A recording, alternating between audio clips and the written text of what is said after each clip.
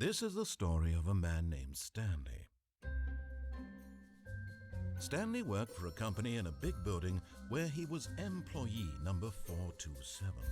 Employee number 427's job was simple. He sat at his desk in room 427 and he pushed buttons on a keyboard. Orders came to him through a monitor on his desk, telling him what buttons to push, how long to push them, and in what order.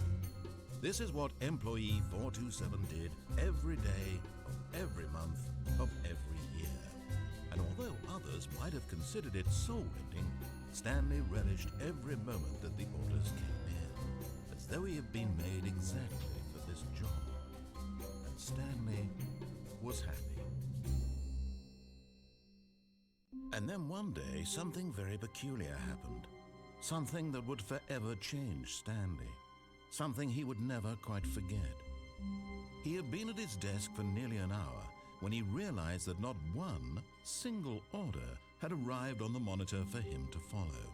No one had showed up to give him instructions, call a meeting, or even say hi. Never in all his years at the company had this happened, this complete isolation. Something was very clearly wrong. Shocked, frozen solid, Stanley found himself unable to move for the longest time. But as he came to his wits and regained his senses, he got up from his desk and stepped out of his office.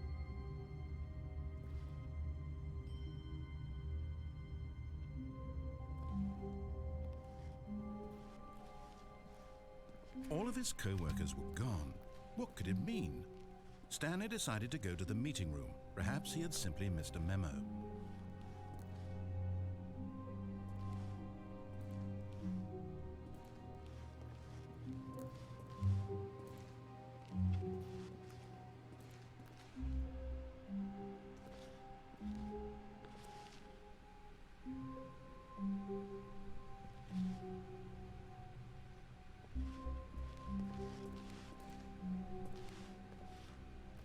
When Stanley came to a set of 2 open doors, he entered the door on his left.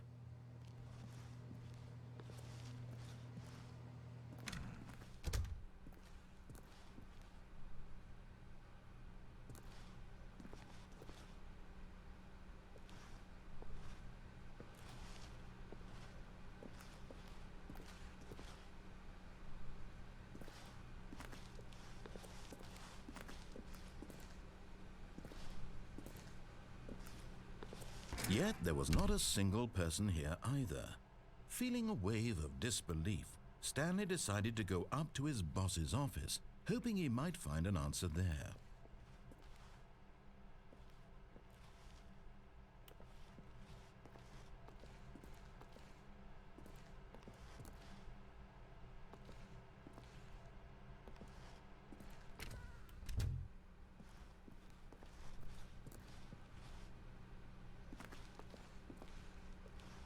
Coming to a staircase, Stanley walked upstairs to his boss's office.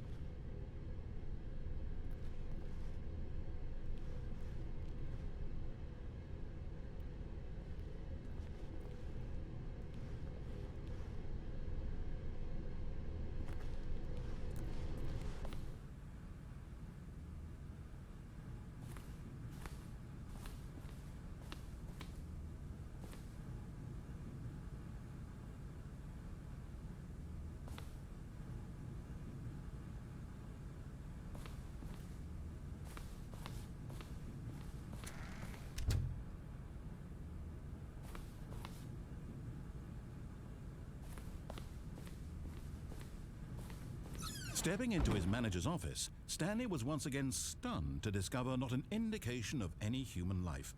Shocked, unraveled, Stanley wondered in disbelief who orchestrated this. What dark secret was being held from him? What he could not have known was that the keypad behind the boss's desk guarded the terrible truth that his boss had been keeping from him.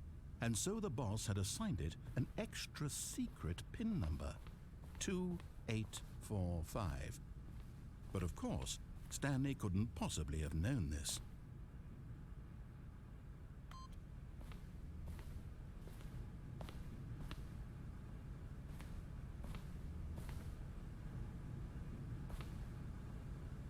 Stanley just sat around twiddling his thumbs.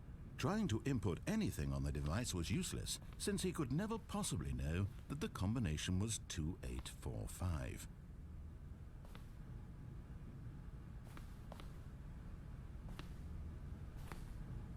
Two, 8, 4, 5.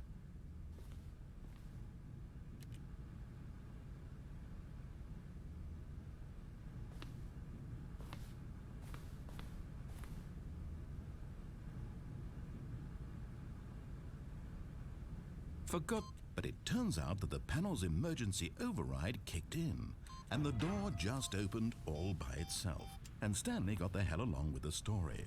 Well, whoop-de-doo.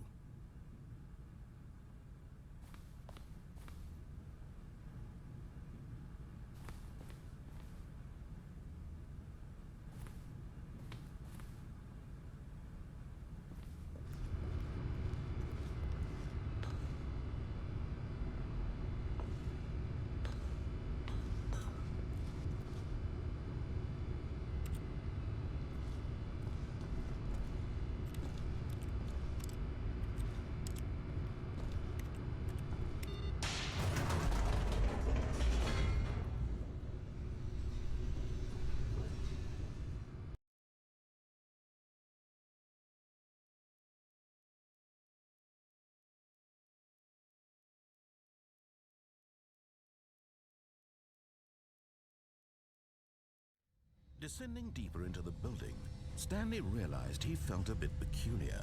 It was a stirring of emotion in his chest, as though he felt more free to think for himself, to question the nature of his job. Why did he feel this now, when for years it had never occurred to him? This question would not go unanswered for long.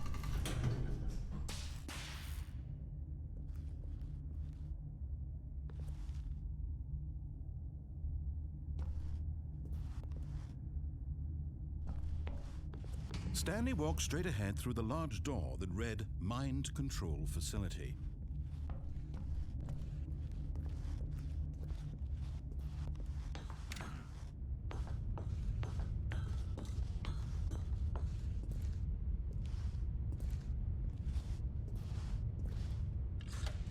The lights rose on an enormous room packed with television screens.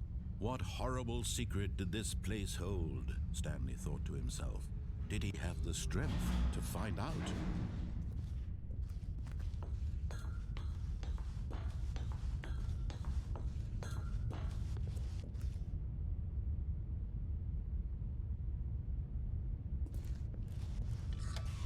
Now the monitors jumped to life, their true nature revealed.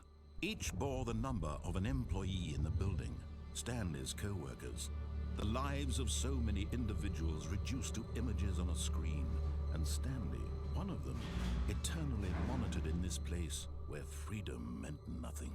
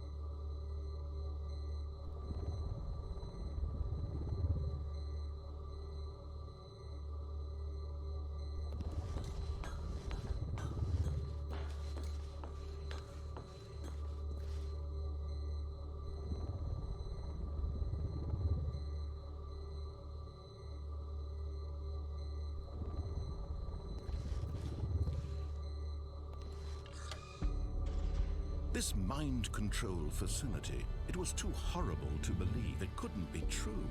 Had Stanley really been under someone's control all this time?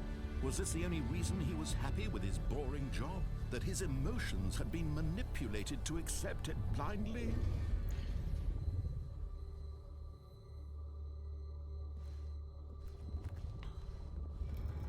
No, he refused to believe it. He couldn't accept it. His own life in someone else's control? Never! It was unthinkable, wasn't it? Was it even possible? Had he truly spent his entire life utterly blind to the world?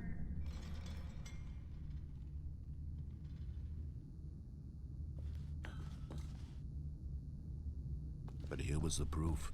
The heart of the operation. Controls labeled with emotions. Happy, or sad, or content. Walking, eating, working. All of it monitored and commanded from this very place. And as the cold reality of his past began to sink in, Stanley decided that this machinery would never again exert its terrible power over another human life. For he would dismantle the controls once and for all.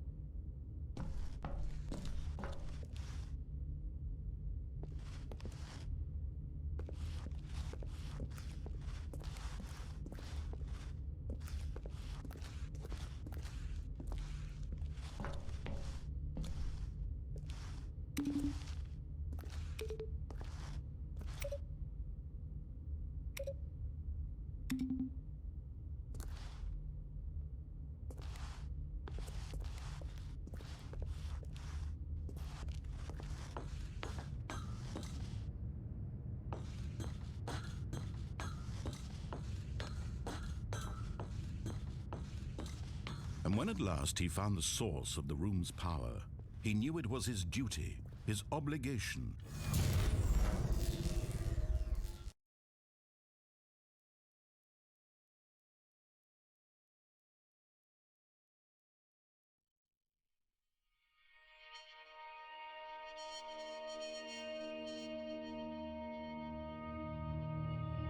Blackness and a rising chill of uncertainty.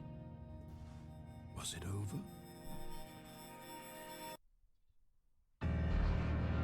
Yes! He had won!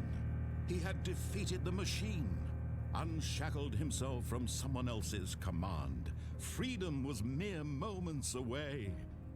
And yet, even as the immense door slowly opened, Stanley reflected on how many puzzles still lay unsolved.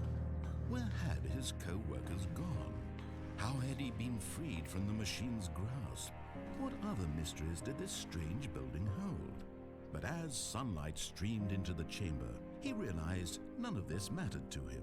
For it was not knowledge or even power that he had been seeking, but happiness. Perhaps his goal had not been to understand, but to let go.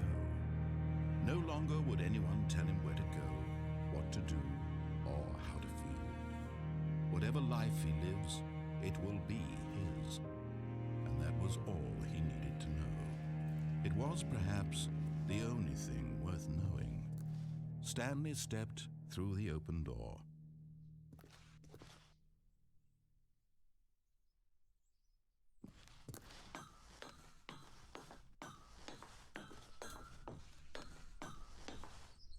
Stanley felt the cool breeze upon his skin, the feeling of liberation, the immense possibility of the new path before him. This was exactly the way, right now, that things were meant to happen. And Stanley was happy.